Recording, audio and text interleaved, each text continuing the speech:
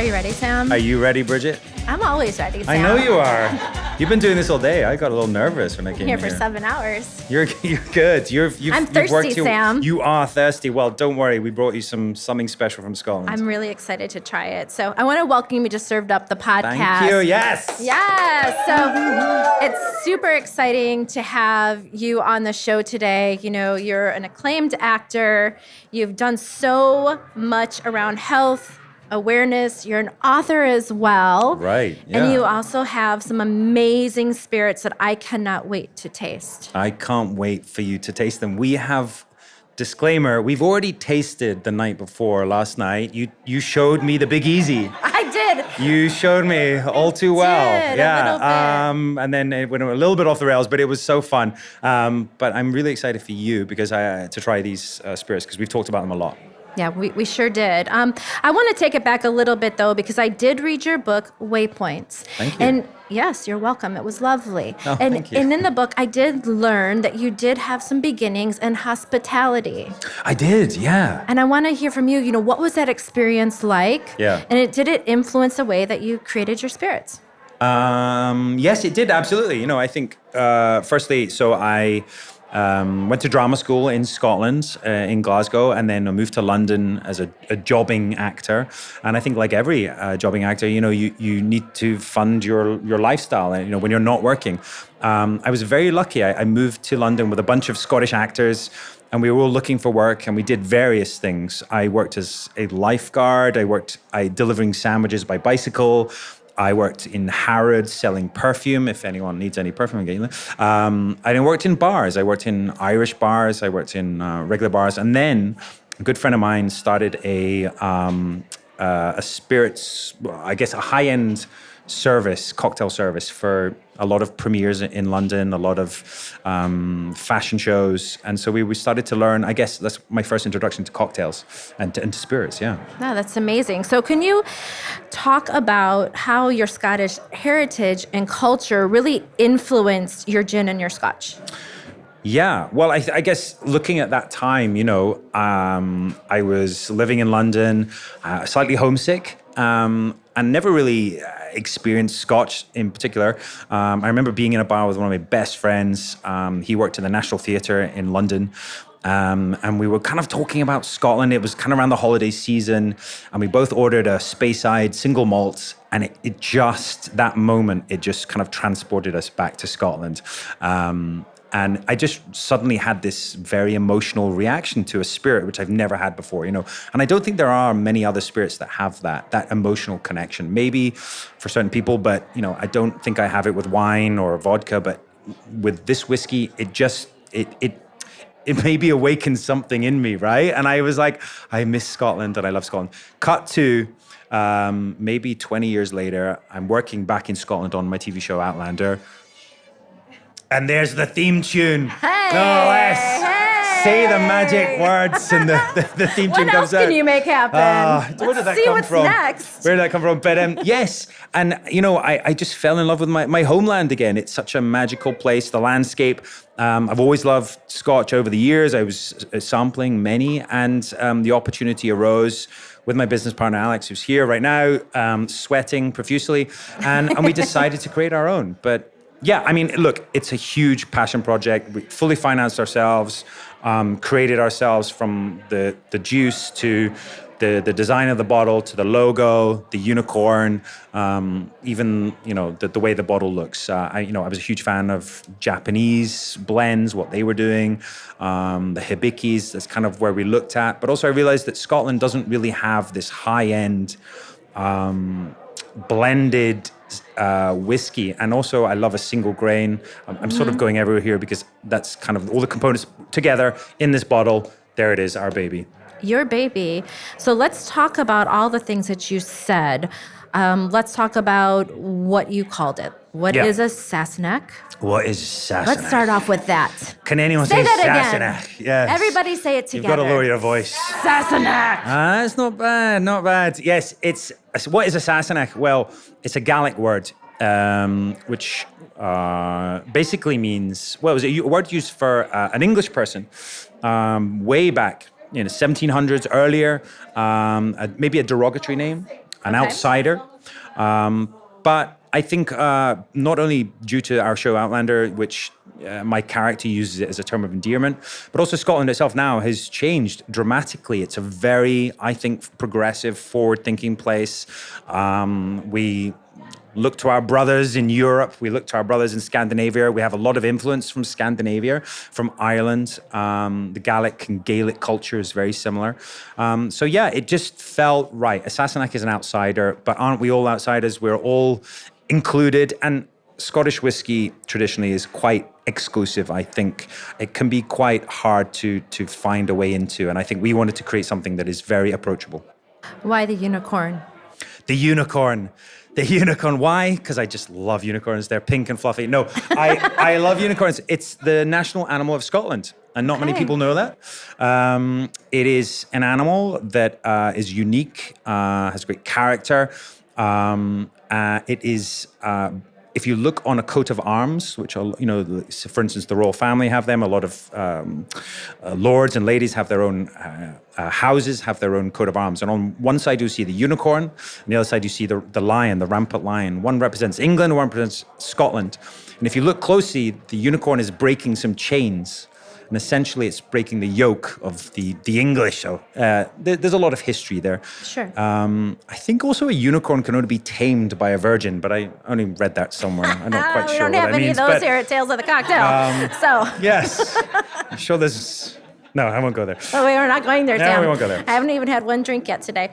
So let's. We should put that right. We're gonna start that right now. I want to talk about the gin first. Is that cool? Okay. And about the botanicals that were selected and why. Right, yeah. And I guess the gin is birthed out of the whiskey because, the whiskey was our first venture into this, and it really was a learning curve. Cut to our multi-award winning whiskey, which I'm very proud of. We've won multiple gold medals and now a platinum. It's just an expression of what I love in whiskey. And then I wanted to create something that was, I guess, I wouldn't say not as premium, but it's something that's more approachable that everyone can taste it. But also, I love gin. And actually, gin was what we were thinking about doing first in Scotland. A lot of distilleries in Scotland that make whiskey, obviously gin is a go-to. It's a product that you can produce pretty quickly. And Scotland has this amazing gin culture because of the distilleries, but also because of the botanicals. And for me, I wanted to create something that's a representation of my home. New Galloway is where I'm from, is where I was born. It's a southwest part of Scotland. It's a point that sticks out towards Ireland. It's only about 12 miles from the shore of Ireland. On a good day, which is very rare in Scotland, you can see Ireland, England, and Isle of Man from across the Solway Firth. It's a place I grew up, quite remote, has a lot of ancient history, the Romans, King Arthur, a lot of Jacobite history, Mary Queen of Scots, Bonnie Prince Charlie, and it has incredible produce. And so all of the botanicals are all kind of from the glens or the forests of that area. So we have, let me list them off if I can remember them all. We've got obviously juniper. Not a huge juniper fan, if I'm honest, because I think a lot of gins are, the way that they produce them, they become almost like stewed. Yes. It becomes overly produced. So what we do is an innovation style where we sort of steep all the botanicals in, and then we remove them before we then go into the distillation process. So it should be light, should be crisp. We've got rhubarb, which I'm a huge fan of. We have a lot of wild rhubarb that grows in Scotland. It's not a fruit, but it's got this fruity umami richness to it. Sure. There was one point where we were developing the gin where we went quite deep into the rhubarb. We tried to push it as far as we could go. We basically created a rhubarb gin and it was delicious. I'm trying to convince Alex to make that maybe down the future. It's delicious. We actually, going back to botanicals, we actually tried every botanical we could think of. Individually, we distilled each one. So we had about 30 botanicals.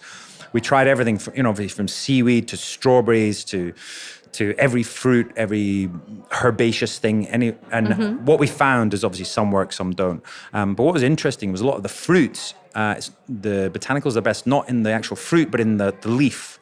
So we have blackberry leaf. So a lot of brambles in Scotland, especially in the autumn time. We have blaeberries, which is kind of like a blueberry. We have toasted oats. I'm a huge oats fan. Obviously, porridge.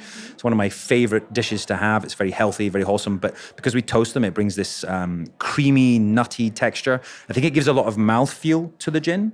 Gives it this creaminess. At one point, I wanted to push the oats in it, but I felt that it became too much of one flavor profile, maybe. And what else have I missed out? Crab apples. We have a lot of these apples that grow in Scotland. And obviously citrus in Scotland is hard to find. A lot of Scottish gins use botanicals from around the world. They use lemon, they use mango or orange or whatever it is. We wanted to keep everything from Scotland, so we use apple to go in there. So yeah, it's sounds everything's delicious. Well, it is delicious. And I it can't wait sounds for you so to try interesting as well. So can we try some? Will you pour? Will you Please. pour some? Am I going to pour it? Yeah. I'm It's so the proud bottle's of this closer moment. to you, I'm trying to Sam. bust my microphone. Here we go. Yes. There you go. Your first Sassenach Wild Scottish Gin from Galloway. It's a Thank good you. You better pour New yourself Orleans some pour. as well. The big New Orleans There pour. you go. Okay. Cheers, or as we say in Scotland, slanja. Slanja. Slanja. Slanja. All right. Yep. Oh, it Salt on the nose. smells. Yeah, and it's so nice. So I can smell the juniper, Yeah. but it's not overpowering. Oh. Right. So it doesn't smell, folks, like a Christmas tree. So we actually did. There are instance. 3 native conifers in Scotland. Juniper is one of them. The other one that I forgot to mention was pine, Scots pine, which is obviously synonymous with Scotland and Christmas, of course. So we've made a pine resin. So we get the resin out of the tree and then we Yeah. put that in there. And so it does give it this kind of almost menthol-y note to it. Cheers. Cheers. Cheers. Cheers. Cheers. It's so hard with microphones in our It is way, hard, yeah. but- Okay. Yeah. Balanced. It's so nice. It's very light. It's very crisp. Yeah. It has a full body. Yeah, which it I think has comes a from the long oats. memory. That's just Thank one you. sip. I got to see what else. Thank you. Say. I think it's fruity. There's like blueberry and rhubarb gives it this fruitiness. It is, what I wanted to do was balanced as well, but I also wanted it to stand up in cocktails. Yeah. So we were looking at the ABV and also, a lot of the flavor profile, and I want it to sit well in those cocktails. So we did increase the ABV on it. Yeah, I think it does. I think it does it's that. lovely. I don't, Thank you. I think that with this gin, honestly, like you wouldn't have to worry about hiding flavors. No. So many times you get a bottle, and for me as a professional, I'm asked, make this taste good. Yeah. You're like, yikes. Right. What do I have to do? Right. But with something like this, because it is crisp, because it is clean, and it just keeps giving me flavors. Yeah. Yeah. I'm always tasting like some pitted fruits. I don't know where that's Awesome. coming from. Yeah, some good. different things, but it's staying with me a long time. But there's not a long burn, Yeah. which I is think that great. Could be the rhubarb. It has this weird umami kind of. It's not no burn. No. But no, you're absolutely right. Because I think a lot of gins. Unfortunately, people are like, oh, I don't like gin. It's because they had this, dare I say, something that's been overly stewed and it's like strong in flavor, and you've got to hide that flavor profile. Yes. Whereas I personally, we've been looking at cocktails with the gin, but I mean, drink it on its own as a martini with just like. Show it the bottle of vermouth, but don't even go near it. Yes. Just like, hey, you guys, you should be friends. It's fantastic, honestly. I'm really proud of it. I literally tried it's this delicious. every way I could. I spent so much time. I would pour myself a gin. I'd pour myself a gin and tonic. I'd leave it. I'd let the ice melt. I'd come back to it a day later. I'm like, I want it to work in every scenario. You've had a night out. You've made yourself a gin and tonic. You forgot about it in the morning. You probably shouldn't drink it. Little hair of the dog. I That's what wanted we to call try it, but also Yeah. we did heat tests. I wanted to make sure that it didn't go cloudy if it got too cold. The oils didn't separate. It's really interesting when it oxidizes as well. Like people don't really think about it, but any spirit that you open is instantly going to change with the Right. oxidation. And then also the more you drink and leave it and keep it on your shelf after time. So I really wanted to see, does it stand up after 3 weeks, a month, however long. So I think it stands up. Cheers. I think it does too. I think that, you can definitely drink this straight. I would love to try it in a cocktail as well. I'd love and you I to try don't I don't think it needs a whole lot though. I think this is like a 1, 2, 3 cocktail. You just need this lovely gin with just a couple of other ingredients that enhance the botanicals that are in this and bring everything up to the top. Right. Does that make sense? It does make sense because I think even looking at the whiskey as well, not that we struggled to find cocktails to go with it, but I feel like I don't want to hide it. It's such a great spirit. It's a premium spirit and it's something that's got some incredible ingredients in. So let's accentuate what it's got in there, but let's not hide it. So I think you're absolutely right. Let's go with like three ingredient cocktails. I mean, they're the best cocktails anyway, right? Anything more than 3 is wrong. If I'm honest, I think I shouldn't say that in New Orleans, right? Because the most of the cocktails are more. But no, I'm just like, if you've got good spirit, it doesn't You don't need a lot. Doesn't need it. Even this, and here I'm going to get a little bit nerdy, but even this would I would love this in a martini up that's been stirred really nicely, really diluted just a little bit. This doesn't need to be diluted a ton either because it's not harsh. No. You know what I'm saying? Hopefully No, not. I'm serious. It's not harsh. So many times when you go in and you taste a spirit like gin or let's say vodka on its own, it's like, ooh, you get that harshness, but you don't get that with this. So you don't need that full dilution. I don't believe that you and I don't do. know what the harshness is you're talking, because it could be the alcohol in it, or it could be that flavor that's too much, it's been stewed or whatever it is, but I think we sit really nicely. We were looking at 40%. I was like, I don't like this. It's too watered down. I want a little bit of that alcohol. I like that heat. Yeah. But I don't want too much. Something that's like maybe barrel strength or whatever, 50s or high 40s. It needs to sit somewhere in the middle, and I think we've just balanced this perfectly. Yeah, and you could have this just gently stirred, poured over in a chilled coupe glass with just a couple dashes of bitters and call it a day. Done. 100%. A couple of bitters and you're done. Yeah. I mean, we've obviously created our martini, and again, we're using I know you guys use ounces, but milliliters. I'm saying 15 milliliters of vermouth maybe. Or just throw your vermouth away, pour it in the glass, throw it out, and then pour your gin in. That's it. I think it's just about icing it down, keeping it cool, refreshing. And we like to serve it with, a little bit of green apple.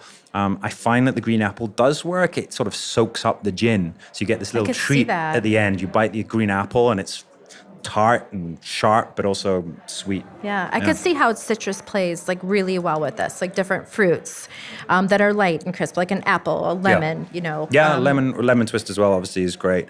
No, it's really interesting, just going back to the botanicals and what do you choose? And there are countless gins in Scotland, but I think this is hopefully a true representation of Scotland. And honestly, everything is there from my home, and yeah, I'm really proud of it. I'm proud of you. Oh, thank you. I am. This is not easy to do. This is very, very delicious. Can we move on to this? Oh, if we have to, come on then. Should we finish? We should finish. Oh, we should finish it. Yeah, it is Tales of the Cocktail, everyone. Yeah. I'm getting flashbacks from last night. To be honest. Oh.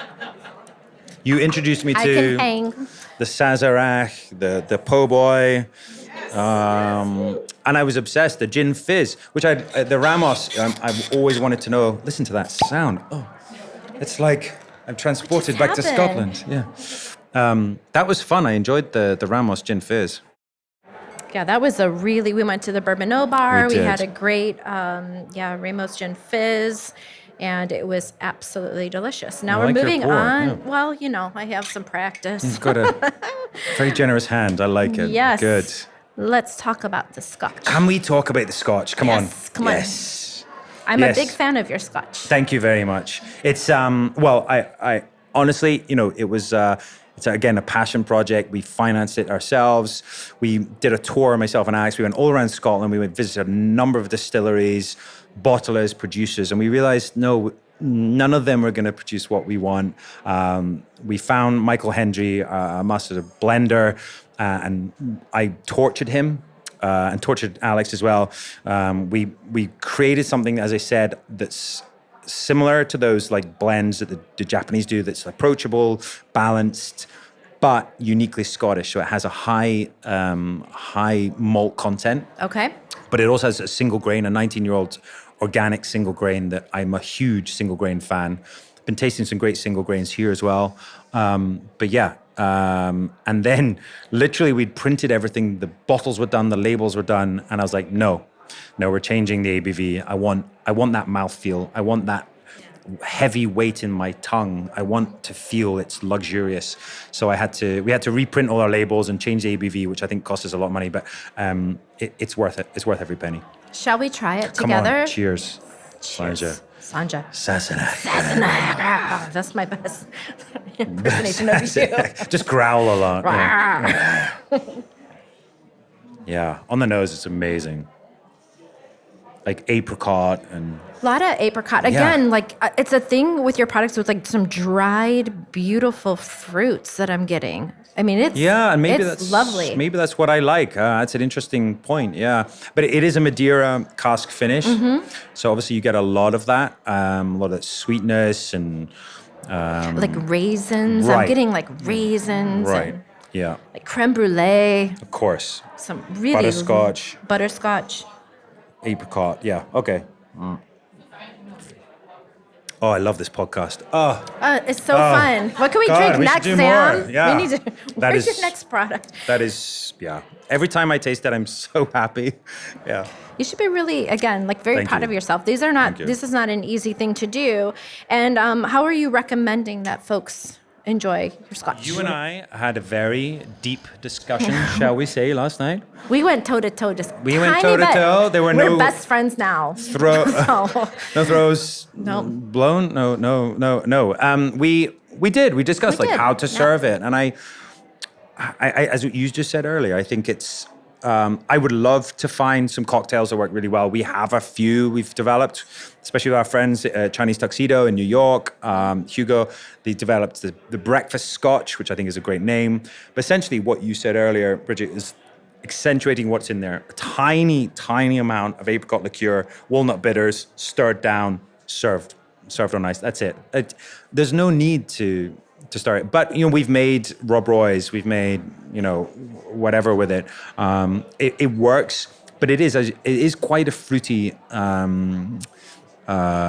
whiskey. So I don't think you want to hide it with other stuff, and it I don't needs think to you sing. do either. Yeah. It keeps giving. So, I always loved like to go in and take that first sip and then go in and take like that second sip, right? And then see how it sits on your palate. See where it goes. Yeah. See if it gives you that awful, I'm saying that burn. I don't love that. Yeah, This terrible. Not Yeah. happening. No. But what it does do, it coats my palate Yeah. and it gives me that long memory. Yeah, the finish, well, you get this malt, then you get fruit, and then this finish. It's like a warmness to it, which is it's 46%. It's pretty high, but it's not like that. It's not aggressive. It's just warming, but you don't get any of that horrible chest feel. You're like, oh my god, I'm having to suck this down. No, it's just like.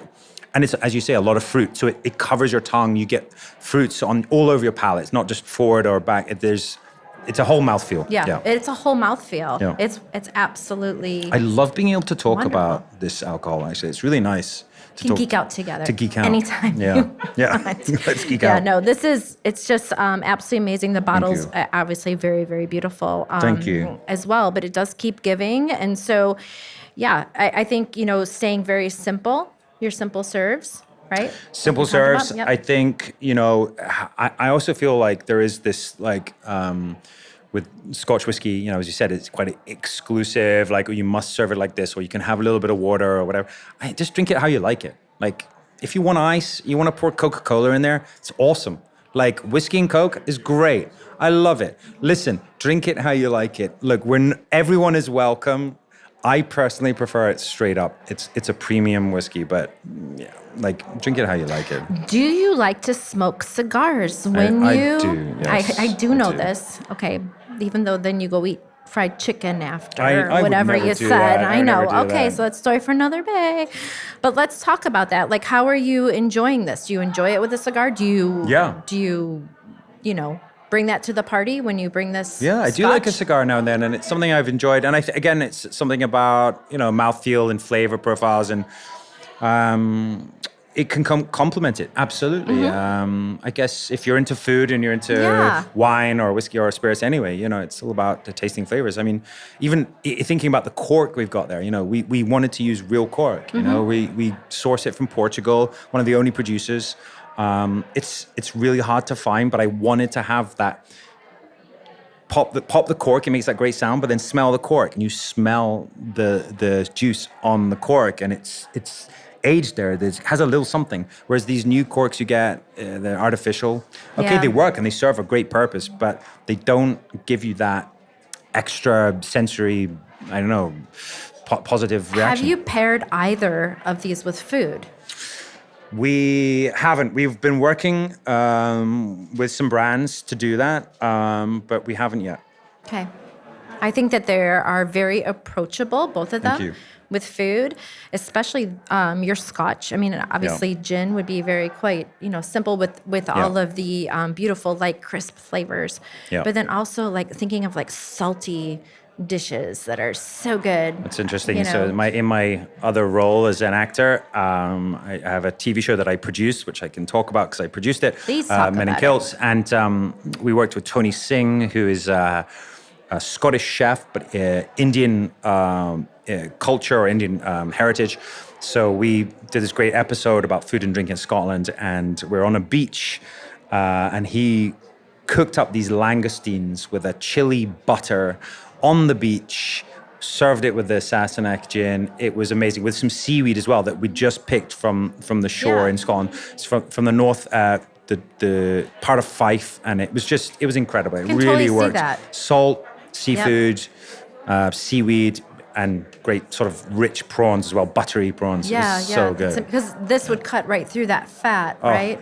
Stop. Yeah, So I know. good. Oh my gosh. Yeah. Next time we're going on a food tour with your bottles. But it's interesting so fun. because also I think it's about terroir, right? It's about Yes. like where you taste it. For instance, the Islay whiskeys, the smoky whiskeys, I know are sometimes a little abrasive for people, but there's a place for it. And I think when you're, in Scotland especially, on a mountaintop, you've just hiked a mountain, or you're standing on, a shore on a loch in Scotland, and you take this, it just changes your whole perception, and it fits with the landscape. And I think that's hopefully, if you drink this, you're going to be transported to the shores of Loch Lomond. Come with me, Bridget. We'll go. I'm coming You're with going you. to, I just think. have to growl, right? Well, I think you're going to go, aren't you? You told me no, you're going to be. I am going. Yeah. So I am going to Scotland. Sam's helping me plan my trip with my I will with my meet cousins. you. I'll meet you halfway. Oh my God. I'll meet you halfway with a bottle of Sassenach. I'll meet you at the end with a bottle of Sassenach.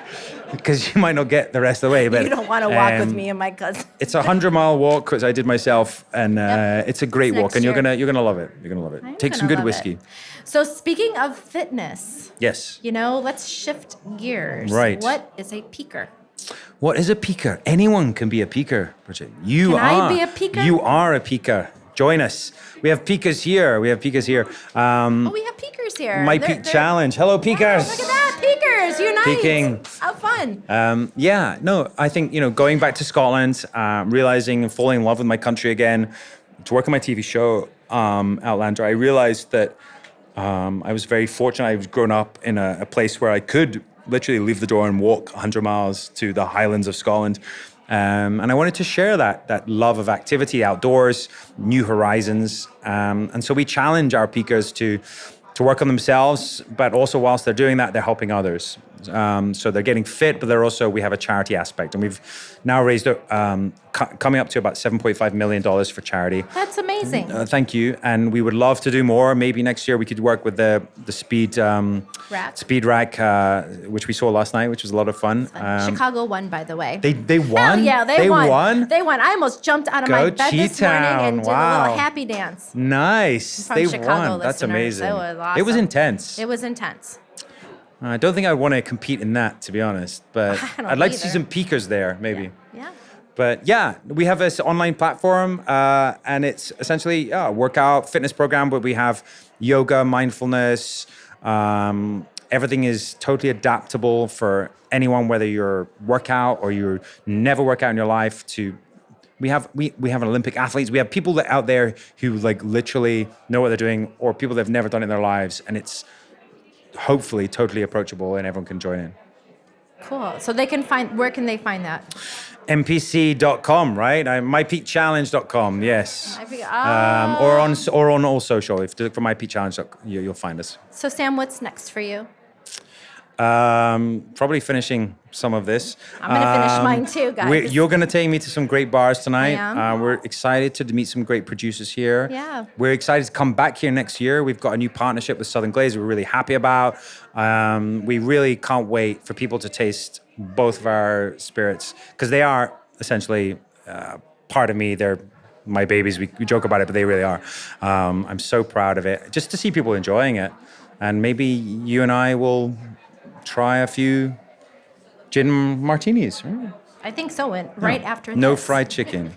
No fried chicken. That was last Sam, night. And I want to tell my listeners, so I did get to spend a little bit of time with Sam, and you're the real deal, and you really do care about this. And you bringing your culture and your home and your family and your backyard and putting it in a bottle, and that's not an easy thing to do. So when I tell you that I'm proud of you, Thank you. I truly am. I think that you've created something with Alex, who's a lot of fun, his partner, but creating something that represents your home is something that you don't go into lightly. So thank you for bringing us into Scotland, Sam, and thank you, Alex. Thank you. That's really kind, honestly, because it is a great pressure, right? And a lot of other brands might say that they're bringing a part of whatever country they're from to you, but this is my face on it. This is me, but I think you taste this, you'll realize that we're the real deal, and I appreciate you for appreciating us.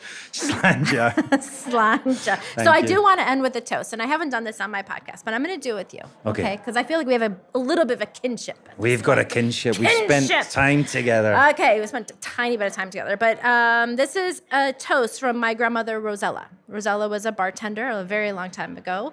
And because of her, I know what I know in the industry. And so Grandma would always say, happiness is like a kiss. It's best when it's shared. Cheers. Cheers. And look me in the eye, because if not, it's bad luck. No. I was just trying to remember the Arbroath toast. Yeah. Here's to us and all that's like us. There's fair few. Just growl. And they're already dead. Something like that. But anyway. That's brilliant. So Sam Cheers. and Alex, I want to wish you both really quick. Thank you. Great health and a lot of peace. Thanks for coming on Served Up. Thank you. You're wonderful, and appreciate sharing this with you all. Thank you, New Orleans. Fun. That's Cheers. fun, Sam. Cheers. That's fun. Seriously. Thank you. It's legit.